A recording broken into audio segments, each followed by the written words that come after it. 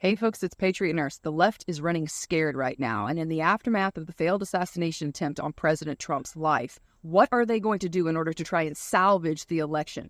We'll talk about it today. Let's get started.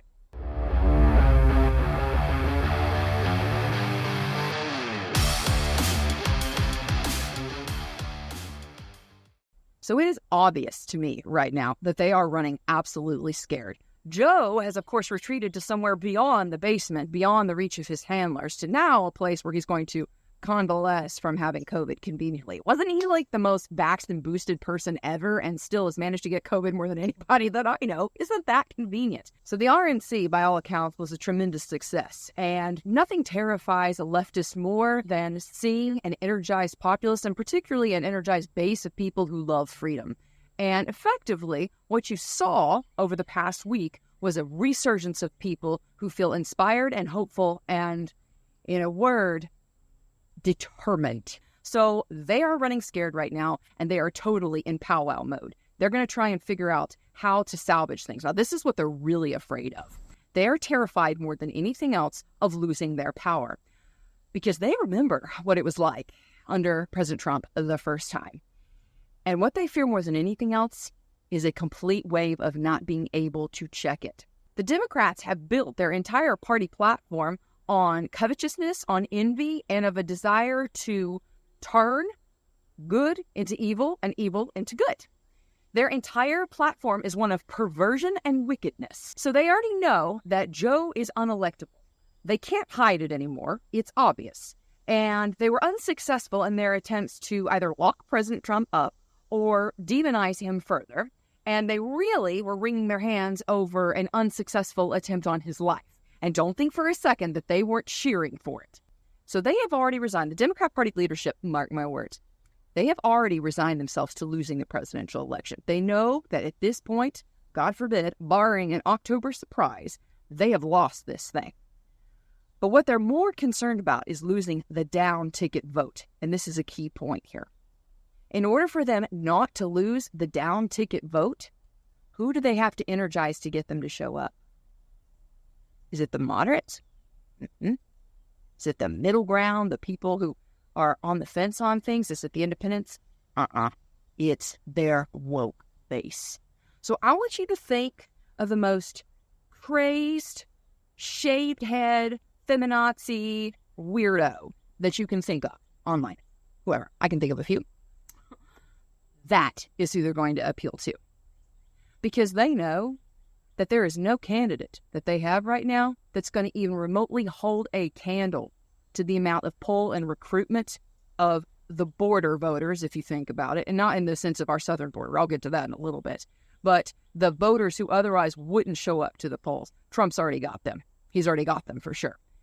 So the Democrats know they can't get them. What they are worried about is their base being so disgusted by Joe, which they are, because he's either not woke enough for them, or he's feckless and everybody knows that he can't wipe his rear end, let alone serve reasonably as the head of the executive branch. So what do you suppose that they're doing right now? What is their powwow MO? They're getting together, they're trying to put the pressure on him, and they're scrambling to figure out who it is that they can run, not to win the presidential election, but who it is that they can run to get their full-tilt retard base to show up and pull the lever for their down-ticket candidates. Senate elections, House of Representative elections, locals. That's what they're afraid of losing. They have already conceded to have lost the presidency. They know they can't cheat their way out of it. They know that they don't have a candidate waiting in the wings. So here's the question. What is it that they're going to do right now to try and run? Who is it that they are going to try and pick? Leave me a comment below. Who do you think it is that they're going to run? Just thinking. Who are they going to run? Who meets that criteria for being woke and for being so crazy that they empower their base to get off their rear ends and go down there and cheat their way into voting for the dead or pulling however many levers, however many times to get the ballot boxed up? So let's think about this. Does Gavin Newsom, who has been floated as a possible candidate, does he meet this criteria? Let me think about it. And he's a white man, so that doesn't work. And he is the governor of California. Now, as crazed as the Democrat Party supporters are, 49 out of 50 states have a lot of people, despite their wokeism, that do not want their state to look like California and the gutter and cesspool that it is. Sorry for those of y'all who are from California. Leave me a comment below. Have you considered leaving the state of California because you're tired of your vote not counting and these leftists being able to have complete free reign? So Gavin Newsom, even though he represents the left coast effectively, he doesn't have the DEI qualifications, the demographics that would make him electable to the base. He's a white male. Fail. So then the next one, Hakeem Jeffries. He's a black man. But that's already been tried before. He's not Obama 2.0, and he is not widely liked. He's young, and that's a good contrast from Biden, but he doesn't have that kind of, I'm going to show up and vote. Because you think about it, the black community right now has had really over the past, I would say, several decades, a slow awakening. And since President Trump has been running, a rapid awakening. More than anything else, though, the potential lifelong Democrat voters in the black community, they voted this way for many reasons, not the least of which is that the Democrat Party from Lyndon Baines Johnson forward had been seen as the party of, we're going to pull you up with all the entitlements that we can give you. We're going to give all these programs to you to try and level the playing field, and we're going to buy your votes in this era like 40 acres and a mule, except we're going to dole out money from the federal government a different way. So the black vote had been bought in the United States this way because the Democrat Party was seen as the friend of black vote. Not anymore. Because the darling which was the protected status of the black vote for the Democrat Party has now been supplanted by the illegal aliens they have brought in here. And here's the thing. The inner city blacks know it. They're not about to en masse line up and vote for the people who have taken away the sanctity of that pedestal place by the Democrats. The Democrats now have brought in illegals and given them more entitlements than the black community had been promised over the past several decades. So from a loss of entitlement alone, your stereotypical black Democrat voter is not going to just walk lockstep with that anymore because they see the reality in the inner cities and in the ghettos that they have been supplanted in their previously loftily held position but now by the illegals that have been brought in. Now, the thing is, when you look at that being the reality, Hakeem Jeffries is not a legitimate candidate. So who else are they possibly going to bring in? They could keep Kamala. Here's the thing. Kamala is the potential beneficiary of all of the war chest, or I should say, like the water gun chest. There's no war chest with Biden. It's going to be whatever the donors want. She could potentially use all that money. And knowing, of course, that she's not going to win in a presidential election, but she would get the woke women to show up. She would get the self-loathing black population to show up, and a smattering of other people who are just all for glass ceilings being broken. How in the world are you going to possibly get people to show up against President Trump in a qualifications? Is Gavin Newsom going to inspire the woke lefties, Madonna types and Kathy Griffin types to show up? No. Hakeem Jeffries, maybe.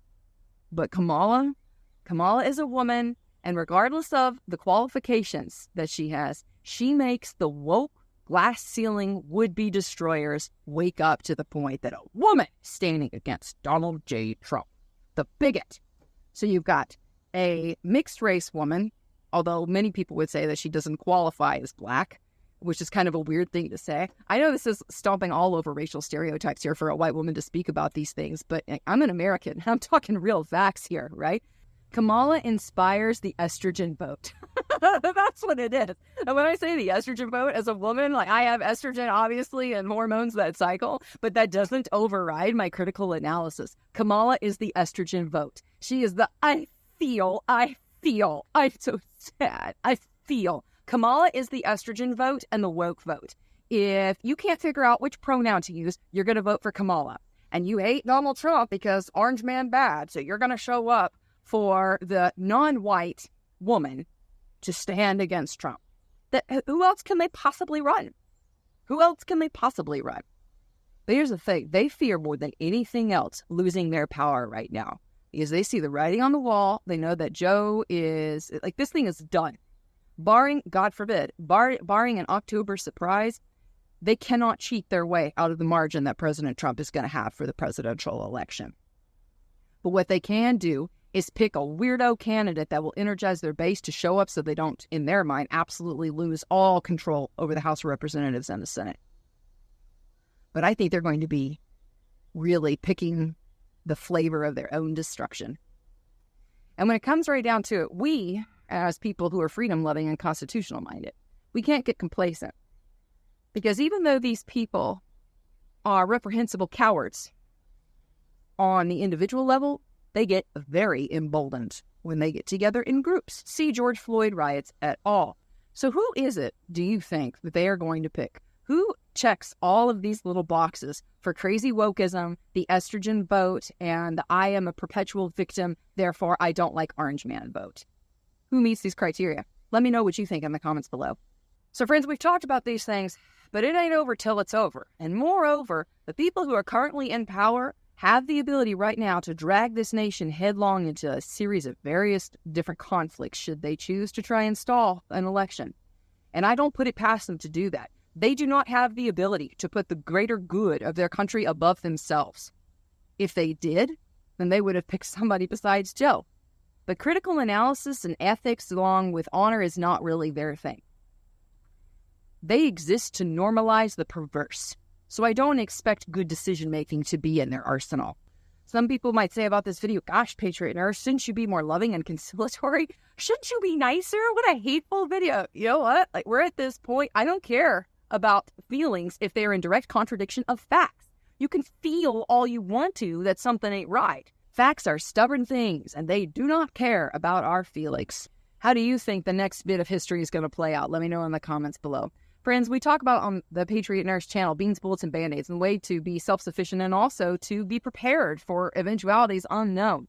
One thing that is common throughout history is human suffering, and it usually takes place in 3 different main stages: war, famine, and disease. We prepare for those with the beans, bullets, and band-aids, and on this channel, that's what we talk about with the Patriot Nurse channel. I've got a back catalog and several playlists for y'all to check out if you're interested in getting more prepared. Medical topics, preparedness topics in general, and also principles in the news. You can see all of these on the playlist. If you're interested in learning more about medical preparedness, you can train with me online or in person. I got 2 courses there for you to choose from: medical prep and also the herbal prep. So the Foundations of Medical Prep course is a 4-hour course, and the herbal prep course is a 7-hour course for you to be able to really dig in and enhance your skill sets to be able to prepare for times unknown and take care of your family's medical needs at home. I hope you found the video helpful, friends. If you did, please share it with one person who you know will be blessed by it. Have a wonderful weekend, y'all. May the Lord bless you and keep you. For now, it's Patriot Nurse signing off, and I'll see y'all later. Bye.